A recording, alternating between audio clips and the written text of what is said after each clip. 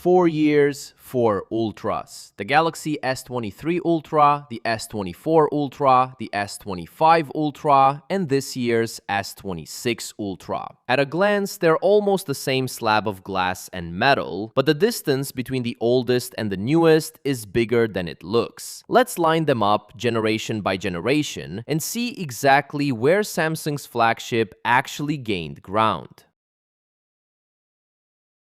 Here they are in order: 2023's S23 Ultra, the 2024 S24 Ultra, last year's S25 Ultra, and the brand new S26 Ultra.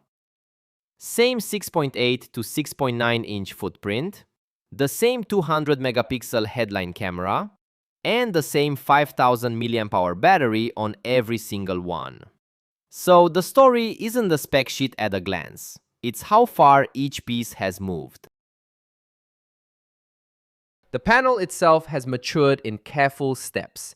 The S23 Ultra used a standard dynamic AMOLED, but from the S24 onward, every Ultra switched to a smarter LTPO panel that can drop its refresh rate to save power.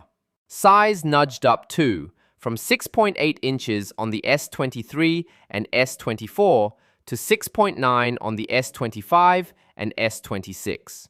Resolution and the 120Hz refresh rate have stayed constant throughout, so the sharpness and smoothness you loved on the S23 are exactly what you still get on the S26.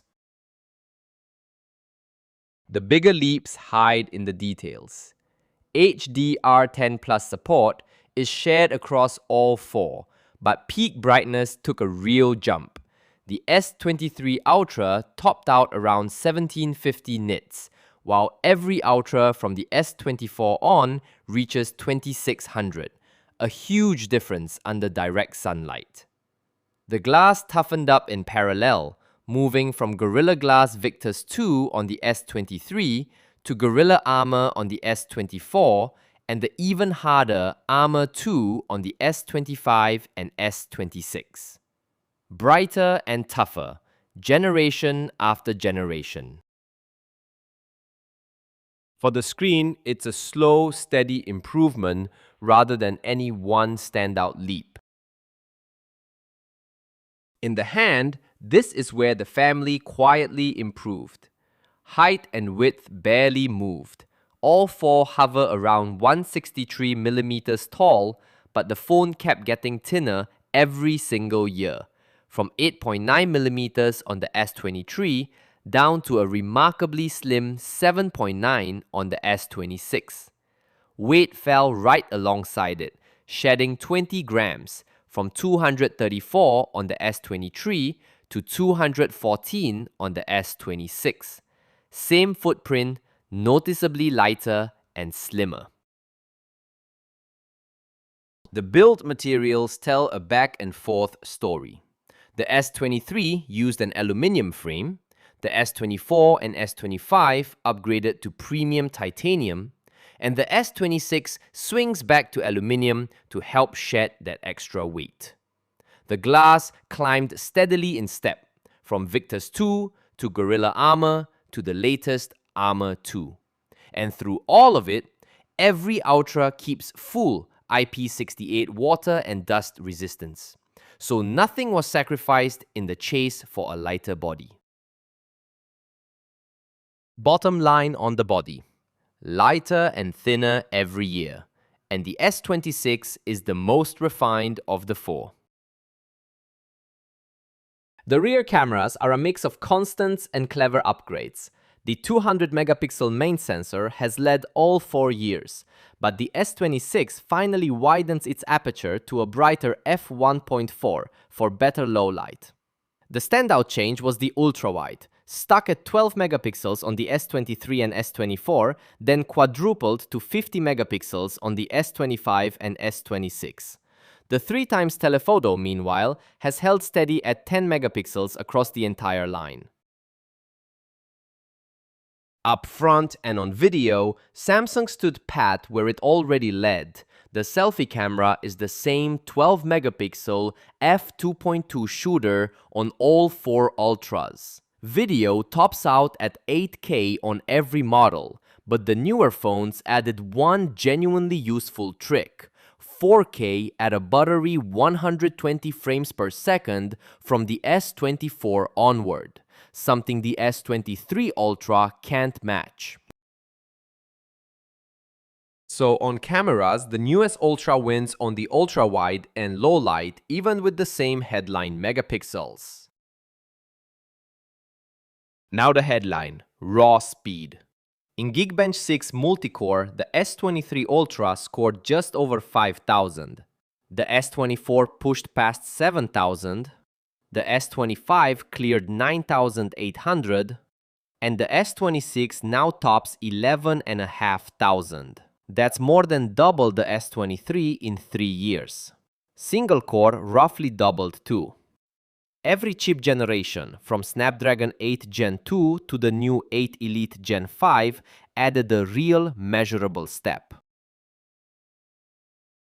Antutu tells the same climb from a different angle. The S23 Ultra sat near 1.47 million. The S24 crossed 1.8, the S25 broke 2.2 million, and the S26 now lands around 2.62. There's no plateau here. Each Ultra is comfortably quicker overall than the one before it, roughly a 78% gain across the 4 generations. Graphics is where the gap really opens. In 3D Mark Wildlife Extreme, the S23 managed about 3,800, the S26 nearly doubles that. Ray-traced Solar Bay is even more telling. The S23 and S24 were basically tied around 8,700, then the S25 and S26 pulled away to 11 and nearly 14,000. The GPU, from Adreno 740 to 840, is the component that's grown the fastest. In short, CPU speed more than doubled from the S23 to the S26. This is the single biggest generational gain. Battery capacity hasn't moved an inch. Every Ultra carries the same 5,000 mAh. What changed is how quickly it refills. The S23, S24, and S25 all capped out at 45 watts, so their charging was near identical. The S26 Ultra is the first to break that ceiling, jumping to 60 watts wired. The stopwatch makes it obvious.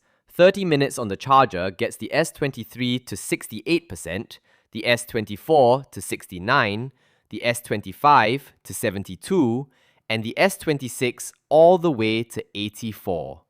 A full top-up took just under an hour on the older three, but the S26 finishes in around 43 minutes. 3 flat years, then 1 real leap. The takeaway on power. Identical batteries, but the S26 is the only one that charges meaningfully faster. Under the hood, the platform transformed. On software, the S23 launched on Android 13 with One UI 5.1 and 4 years of updates. The S24 onward bumped that promise to 7 years, and the line has since climbed to Android 16 and One UI 8.5 on the S26. The silicon changed even more dramatically. The S23 and S24 ran ARM's stock Cortex-X and Cortex-A cores on the Snapdragon 8 Gen 2 and Gen 3, but the S25 and S26 switched to Qualcomm's custom Orion cores in the Snapdragon 8 Elite and 8 Elite Gen 5, both moving to a more efficient 3nm process. Base memory grew too, with a 16GB RAM option arriving on the S25. Storage tiers have stayed generous and identical, 256GB up to a full terabyte on every model. RAM is where it shifted. The S23 started at 8GB, the S24 standardized on 12, and the S25 and S26 offer up to 16. All four use fast UFS storage, so the difference is headroom for the newer software rather than raw speed. Connectivity is where the newer Ultras pull ahead. The S23 topped out at Wi-Fi 6E, while the S24, S25, and S26 all moved up to faster Wi-Fi 7. The USB-C port gained DisplayPort output from the S24 on, letting you drive an external screen the S23 simply can't. And Bluetooth crept forward too, from 5.3 on the older pair to 5.4 on the S25 and a full 6.0 on the S26. The essentials, though, are rock solid across the board. Every Ultra carries NFC for tap to pay, and all four lock onto the same full set of satellite systems: GPS, Galileo, GLONASS, Beidou, and QZSS.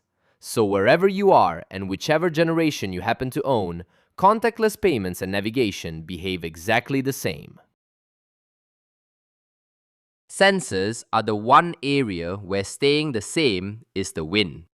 All four Ultras use the exact same ultrasonic under-display fingerprint reader, the fast, reliable kind that beats the optical scanners on cheaper phones. The core motion sensors, the accelerometer, and the gyroscope are present and identical on every generation from the S23 right through to the S26. The rest of the sensor suite rounds things out consistently. Proximity sensing and a digital compass feature on all four Ultras, no gaps and no downgrades. It's a neat reminder that Samsung nailed the fundamentals early with the S23 and simply carried that complete package forward across 4 straight generations. So, gains over 4 generations. The screen, battery size, and core sensors barely budged. Samsung nailed those on the S23 Ultra and left them alone. Everything performance-related, though, transformed. The S26 Ultra is more than twice as fast in CPU tasks, nearly double in graphics, charges far quicker, and comes in lighter and thinner. If you're on an S23 or S24 Ultra, the S26 is a genuine generational leap. From the S25, it's a smaller step. Faster charging and a brighter camera, but the same familiar Ultra. Samsung's flagship didn't get reinvented, it got relentlessly refined.